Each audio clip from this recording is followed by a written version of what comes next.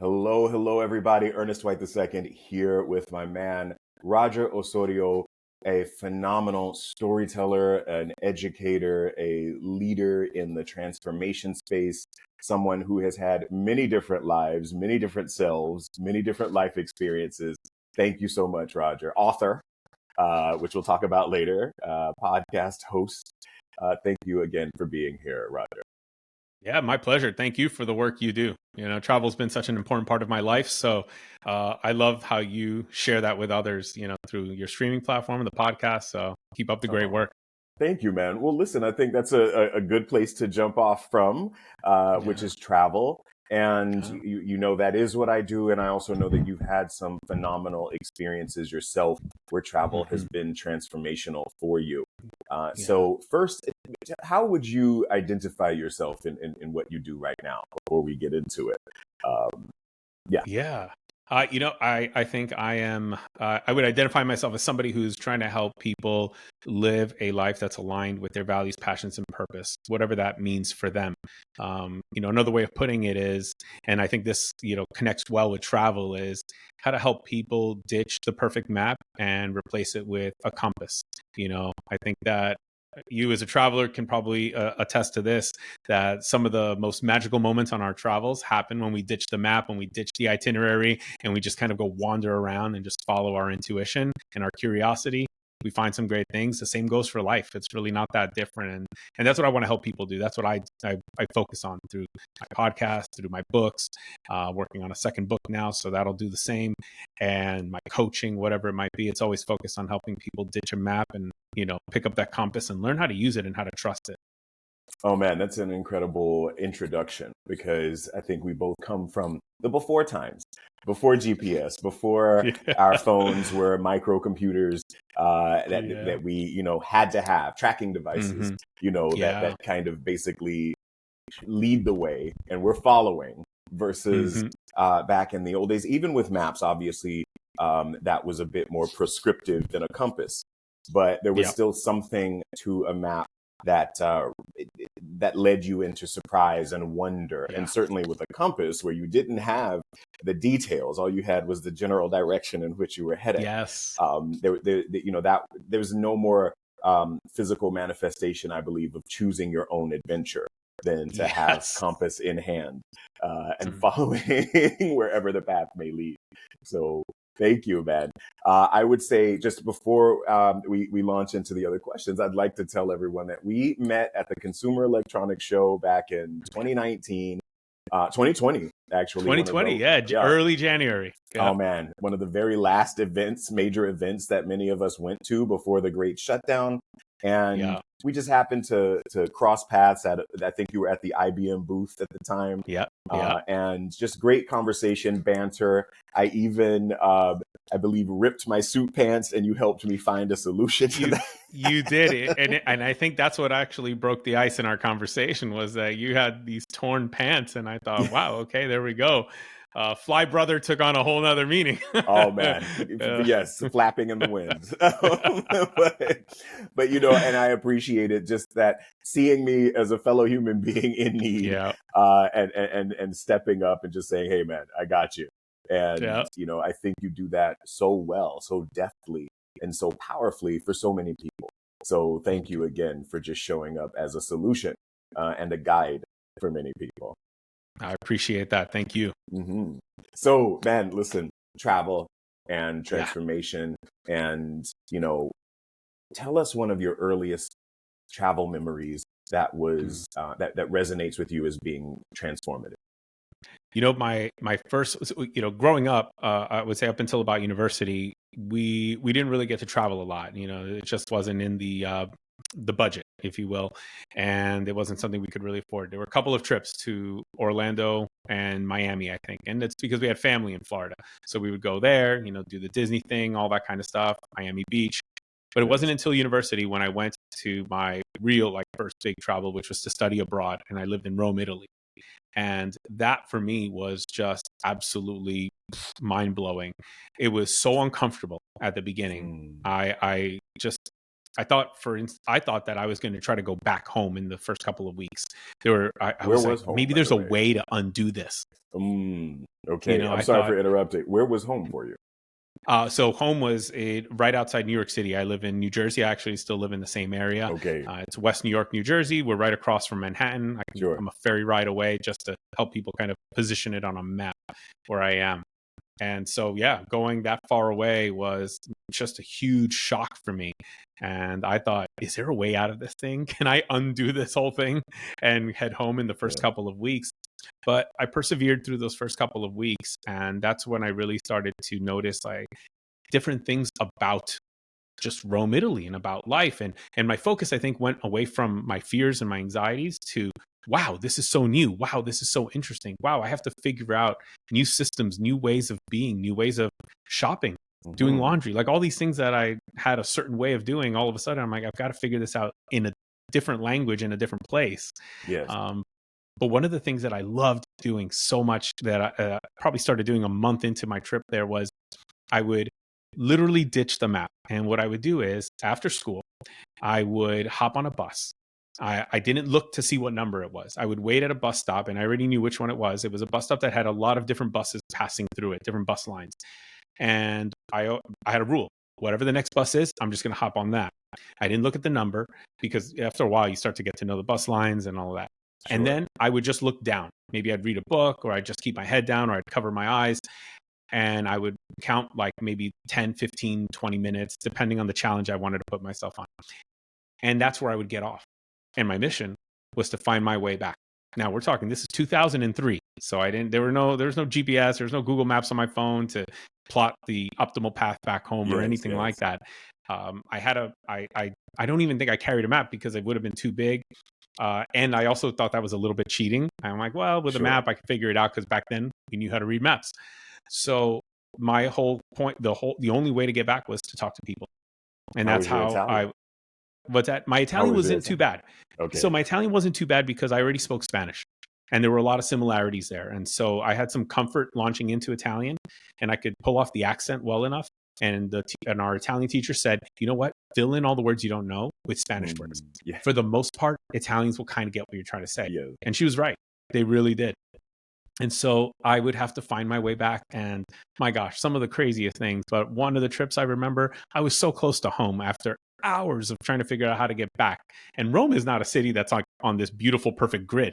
So it's not like someone can just tell you, walk east and eventually you'll be there. No, like I could walk in a direction, but I'll end up going 3 different directions over the next 10 minutes as the sweet street winds and, pivots and turns. But I remember on this one trip, I was just about 5 minutes from home, maybe 10 minutes. And this guy is walking down the street and he looks really pissed off. It looks like he had just had an argument with maybe his partner or whatever it was. And then he's just walking down the street by himself. She goes another way. And he asks, do you know where, actually, I forget what language. I think he spoke in German first. Okay. And he was really trying to ask me, where's the closest bar? We tried different languages. I responded in English, or in Spanish, then Italian. He didn't know either. And he tried another language. Then he didn't know that. And then we realized, wait, we both speak English. Dude, why didn't we just start with English? But right. So I told him, you're in luck. There's a bar right over here. It's actually where all of us, American students who are living here go. And so he's like, great, let's go. Just, point me to it and all that. When we got there, I said, all right, well, I'm going to head home. It was, good luck he was running a marathon, I think, that week. So I go, good luck with the marathon that you're in town for, all of that. And he said, do you have time to grab a drink just to kind of say thanks for, whatever, helping me find a bar? And I said, okay. I joined him. And that turned into like about 3-4 hours. I mean, because we hit it off around soccer. We were big fans. So we were just talking up a storm about all of that. I don't know how I ended up finding my way home, but I did. Luckily, it was only 5 minutes away. But I probably crawled back. And I just thought to myself after reflecting that this is what it's all about. This is what happens. Yes. This is the magic that happens when we ditch the map. And reinvention and the journey that I'm trying to help people with is not that different. We've been given a map to success. We've been given a map to how life should be. And it's when we drop that map and allow our intuition to guide us, allow our curiosity, our passions, our purpose to guide us, that's when things get really interesting. And well, Mhm. you find your way home eventually, but that home might be different than what you thought it was. Oh man, just goosebumps from this resonance and truth. I think going back to our metaphor of the map and the compass, you Yeah. know, the even let's stick with the compass. Yeah. Like the landscape is always changing, not just the Yes. conditions, not just the weather, not just whether or not there's fog or rain Mhm. between you and where you're trying to get to. There's Yes. or darkness, right? Mhm. Like the terrain keeps shifting. Mountains are where there used to be plains. There's a river now that you Yes. have to figure out how to ford, or build a rope bridge or some Mhm. craziness. And I know in my experience, that has come with some frustration.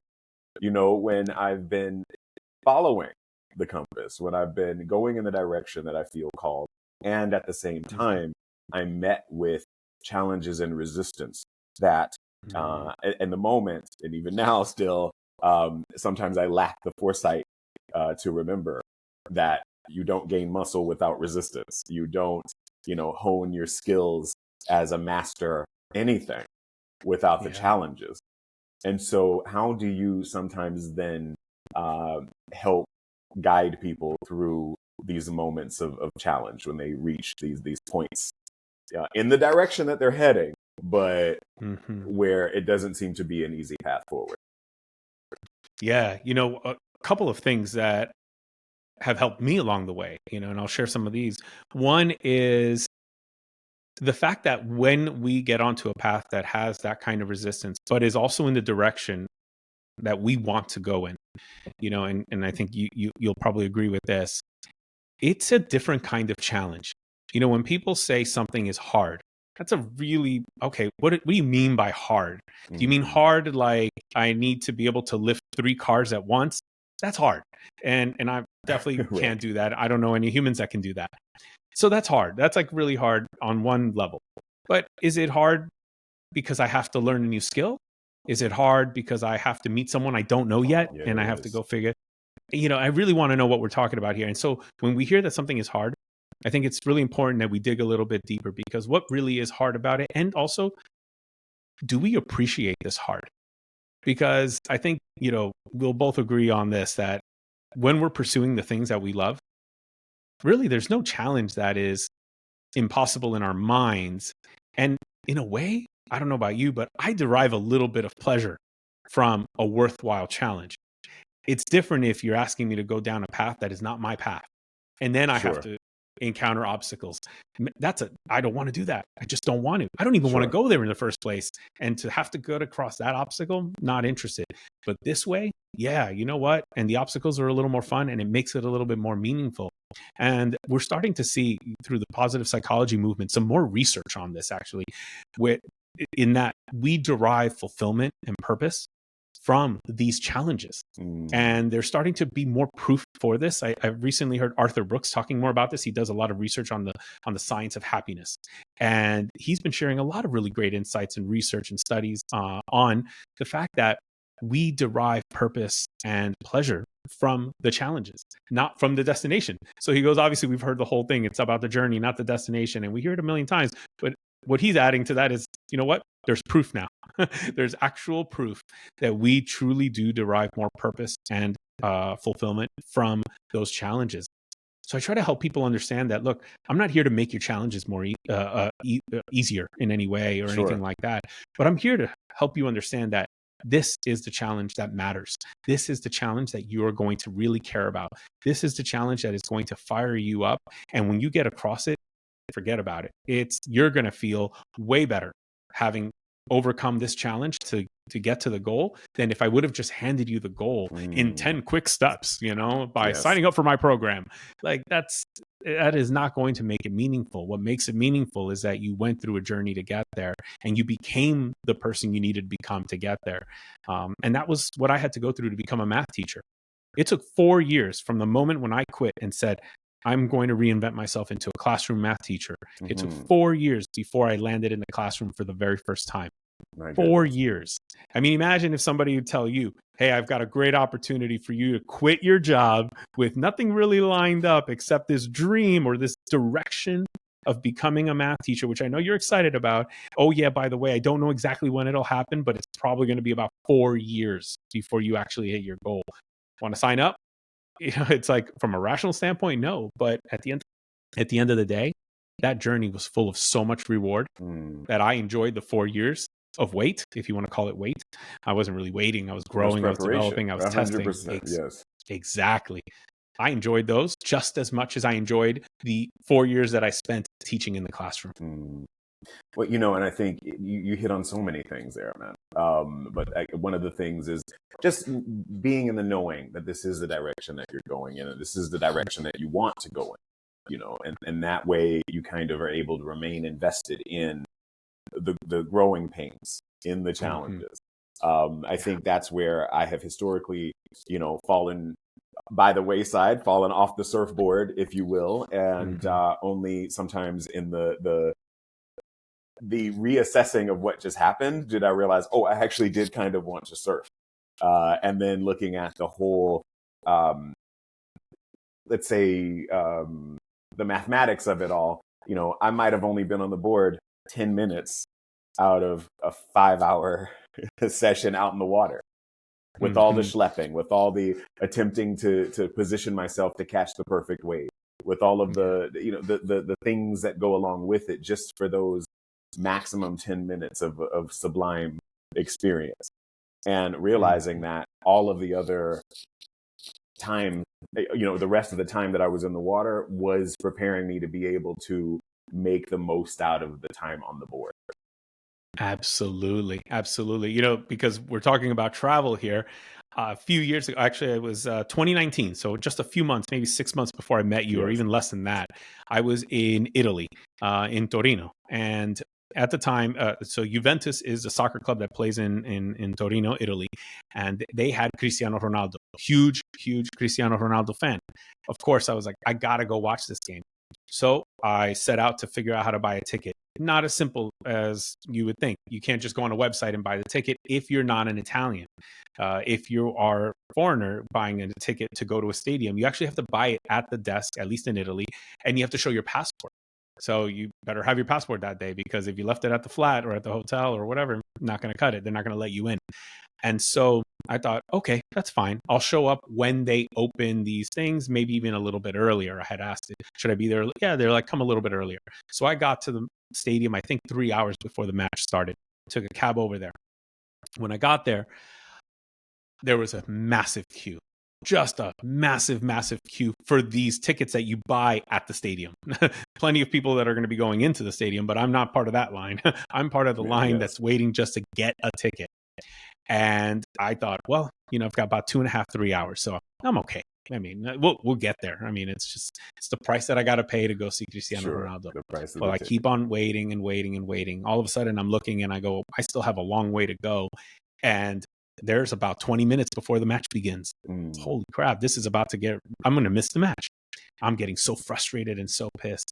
And then I finally get to the desk, or to the little, the box office, and it's my turn to buy a ticket. The match is already about 30 minutes in. And I just thought, are you kidding me right now? Okay, I'm going to buy a ticket. The only tickets left are really expensive. They're like 120 euros. I'm like, you know what? Whatever. Sure. I came this far. I'm not going to say no now. So I'll take 120 euro, please. Ticket, please. I grabbed the ticket. Then the guy says, okay, the gate that you need to go in is actually almost around the other side, the opposite side of the stadium. And they can't let you in here with that ticket. So you're going to have to make a run for it. I'm like, you're kidding me right now. And I start running. Stadiums, as you know, are not small. So running around the stadium is not the same as running around a track. So I'm making this run. Mind you, I have some back pain that I'm dealing with. So I'm not running as fast as I normally can, but I'm going to lightly jog there. I finally get there, and they tie me up in security. I get tied up in security. I get locked in the little metal cage. Like, I can't get out. And I have to wait for a security guard to discover that I'm locked in this little metal cage to help me figure out what my issue with the ticket is. Long story short, I finally get in, and it's halftime. I already missed the first half. When the second half started, and I'm in my seat, about a few minutes in, Cristiano Ronaldo scores a goal. And I just forgot everything. I'm like, wow. I saw it. this was why I did this. And I remembered this mantra I used to say to myself a lot more back then. What and why over how. What and why over how. What I wanted was to be able to see Cristiano Ronaldo before he retires one day and all that, to be there in the stadium. Why? Because, well, he's somebody I really look up to, and, you know, I respect a lot as a role model and so many other things. So I had plenty of whys. The how was the only thing that stood in the way of getting my what and my why. And I just stuck with it, and it was all worth it. It didn't even matter. I tell that story now, it's almost funny. And there's a whole story about getting home, which I won't even add now, but I almost didn't make it home because there were no buses and I was out of cash because I used it all to buy the ticket. And no drivers, no taxi drivers took a credit card. So I ended up having to do this massive walk home, you know, with a painful back, all this, but didn't matter. What and why over how. I got the goal. And, you know, I mean, that's reinvention. You know, it feels like we're going to be worried. We're going to remember this so negatively. Like, that was so tough. But honestly, once you get your goal, you're going to be like, that was awesome. That was worth it. It was okay. Peak life experience and a wonderful story to boot. Yeah. Because you wouldn't have that story or that experience to laugh at if you had just swanned on in there, sat down and waited through the first half, wondering when he was going to score a goal. Yeah. Yes, exactly. Or given up and just gone home when I saw the cue, right? Because sometimes we do that, right? Sometimes we do that when we're afraid of a goal. We get to the place and we see the long queue, we see the obstacles, and we're like, how will I ever do this? And we focus on the how, not on the what and the why. And that day I was like, you know what? I don't know how long this takes, but I know what I want and I know why I want it. What gets us through when the how seems insurmountable. Yeah. Back to that belief that we talked about. Yes, exactly. Man, listen, it's shivers. And I also remember the time when you would travel and not every place took cards. There was no Tap or Apple Pay. There was like, if you didn't have cash, which you could only get at certain ATMs that had the same kind of symbol in the system that you used with whatever fucking credit oh my gosh. union that you remember of back home. What do you call it? From American Express, traveler's checks that you had to change. This was not that long ago, man. No, it's not. The world has changed. Calling cards. Man. And so, what an adventure. Oh goodness. And we got to live it and to live to tell the tale. Yeah, absolutely. Well, in terms of other, tell us a little bit about your journey from when I saw you at like IBM to teaching math. I don't know if that was before or after. That was before. Okay. But some of the points in how you kind of, your journey to, I don't want to say career journey, because also there's a personal component to it as well as the professional component, but just life journey, some of the salient points from where you were to where you are. Yeah, you know, since, you know, travel is the theme here, let's talk about some of the stops on this trip that I've been on this reinvention trip. I'm going to use reinvention trip instead of journey. So, you know, when I think about some of the stops, one was teaching math. You know, like I said, it took 4 years to get to that stop. That was not a quick stop, but I enjoyed every minute of the journey to get there, of the trip to get there. So that was totally fine. I've also become a motivational speaker and executive coach along the way. I have, you know, spent time working at IBM as an executive coach and a trainer. I've had the opportunity to teach entrepreneurship at the University of Pennsylvania and at Sarah Lawrence College since 2018. So it's been 7 years now that I've been doing both those teaching roles. So this journey is just full of lots of stops, and it's, you know, it's almost hard to say like, Ernest, I'm a consultant, like that just doesn't even do it justice. You know, some of the more recent stops, you know, I'm a podcast host now, as you mentioned earlier. I'm an author now, as well, as you mentioned earlier in the conversation. So there's so many things that have, it's like a portfolio of experiences, a portfolio of things that I do that connect with some of my deepest talents, my deepest passions, and my deepest purpose. And, you know, these are all some of the stops along the way, if you will. But the more recent ones are the podcast for sure, and the book, you know, the Journey to Reinvention, which, you know, we said we're going to talk a little bit about later, but I just happen to have this copy here. And this was such a great project to bring to life. It started off actually on a trip, because during the pandemic, so during the pandemic, my wife and I were in the application process for getting her green card. And we were actually really close to the finish line because we started this process before the pandemic. And then the pandemic happened and all the embassies shut down. So the process was stopped indefinitely. And no one could tell us, oh, you'll get your appointment in 2 months, because no one knew what was going to happen. Long story short, it delayed it another 14 months. So, and we, of course, had no idea as we're going through each month, we have no idea which is the month. So we don't know it's 14 as we're going through it. And so one of the things that we did during that time was I went, and because we were married, I was able to travel into Europe, because I could show I'd had to travel it's the weirdest time, and they didn't care as much about my passport as they cared about my marriage certificate. The marriage certificate is what got me through border control, because without it, they were like, you're not allowed. We have policies that say no one can just come here for fun anymore. And luckily we were married. So that was there, and I would go in and stay 3 months at a time with her. And on one of those trips, for 3 months, that is, we stayed at a really beautiful place south of Dublin, in Ireland, right by the water. And I had these just incredible views. And where I set up my desk, I could see all the water. And I just started writing on that trip. And I just kept on writing. Every day I set a goal to just write an article. And I didn't know what I was going to write about. Sometimes I had a few topics lined up that I thought of during the day, the prior day or earlier in the week. But for the most part, I had something. I'd sit down and write on that prompt, and I would spend a few hours writing that out, editing it, and then publishing it on my blog. And that process, I think for 70-ish weekdays, consecutive weekdays, I wrote and published. Each of those were anywhere between 800 to, I think the longest ones were even in the 2,000 range of words. So when this opportunity came to write a book, I thought to myself, oh my gosh, I've been exercising that muscle for so long now, and I have content. It doesn't mean that that's all of it, but it's a pretty good starting point. And it was a really great starting point. And so this book came to life because of the writings that I got to do when I stepped out of my normal environment. And it's something I share with people all the time, that sometimes we really need to just step out of our normal environment. One of the beautiful things that no doubt you've experienced, because you've been everywhere, is that when you step out of your normal environment, all the new people you meet don't know you. They don't know the old you. So they don't hold you to the old ways that you are. Meaning, if you want to test something new, these people have no idea that that's new. As far as they're concerned, you've always been like that. You've always done that. And I think it's easier to step out of that, even for ourselves, because I think we tend to hold ourselves back by looking at ourselves the old way. But I'm just a this, or I've only been doing that all my life. I can't become a math teacher. I'm in corporate sales. I sell commercial refrigeration. That's all I know.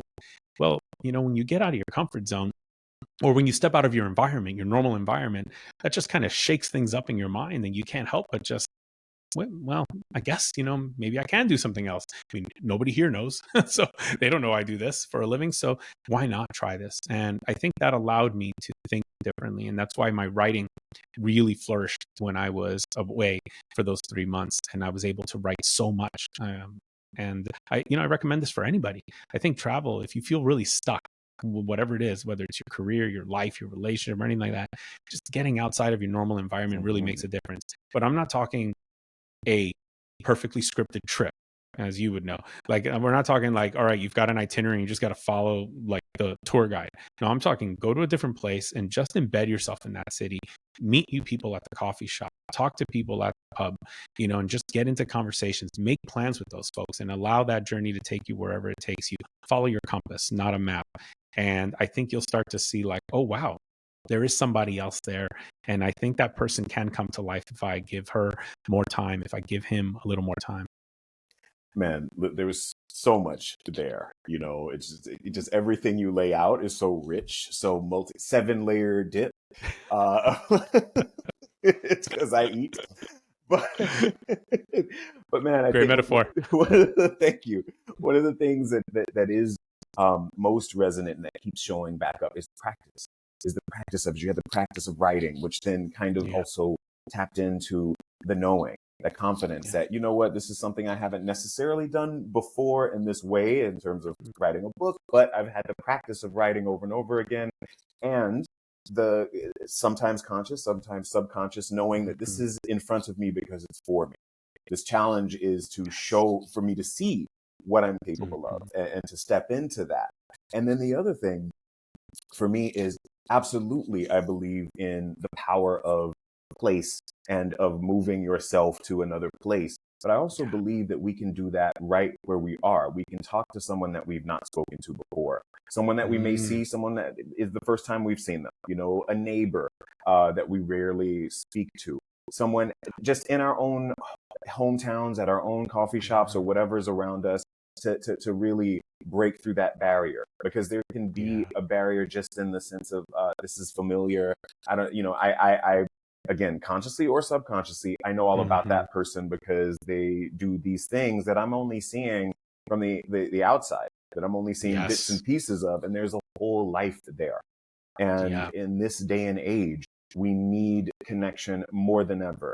And yes, there is the beauty of connection at a distance or across distances, but certainly the beauty of connection is even more beautiful, I think, when you're able to do it right where you are with people that you've not had the connection with before. Yeah, absolutely. You made an introduction for me so many years ago when we first met to a winemaker who became, a dear friend since then. Yes. I've only seen him twice in person, and every Zoom call, every phone call, it's just like it does not compare to the 2 times that I've been able to meet with him in person. And you're absolutely right. So those things are great, and it's good that we have them because it's better than not having them at all. But that in person, and I love how you shared that we can do this in our own town. We could pick a different coffee shop, right? That's right. And we can talk to people that we normally don't see, who don't know us, and they don't know what we normally do at the coffee shop. And we normally sit in that seat, and then we normally put up the laptop and we just kind of work away and whatever. Maybe we're we're loud and obnoxious on our phone calls, and they don't know that yet. So you know what? Take advantage. Introduce them to a new you, and you could do that right at home. Well, that's right. And you're getting the practice of connecting with people that you don't know. So then when you do travel to someplace, it's much easier. But you're also getting the practice, I believe, of knowing yourself to be new, of giving yourself an opportunity to begin again. And that, to me, that allowing yourself to begin again, to, in all of the ways that shows up, including failure, including, whatever awkwardness, but that's just how you continue, in my experience, to build, to grow, to experience. It's the againness, the practice of all of it. And so, man, listen, just in our final few minutes, the journey to reinvention, I believe that's, I hope I got it correct. You did. What would be some of the major takeaways, or what would you want someone who will purchase this book based on this interview to take away with them? The biggest thing that actually, I'm going to share this from other people's words. Okay. The biggest feedback that I've received about this book is that it almost could have been retitled to The Courage to Reinvent Yourself. And I think that pretty much says it all. That's the biggest feedback I've gotten. People say that reading this book in a difficult moment, in a scary moment, in a tense moment, in a moment of anxiety and stress and fear about change, help them find a little bit of courage to try something new, to test something out.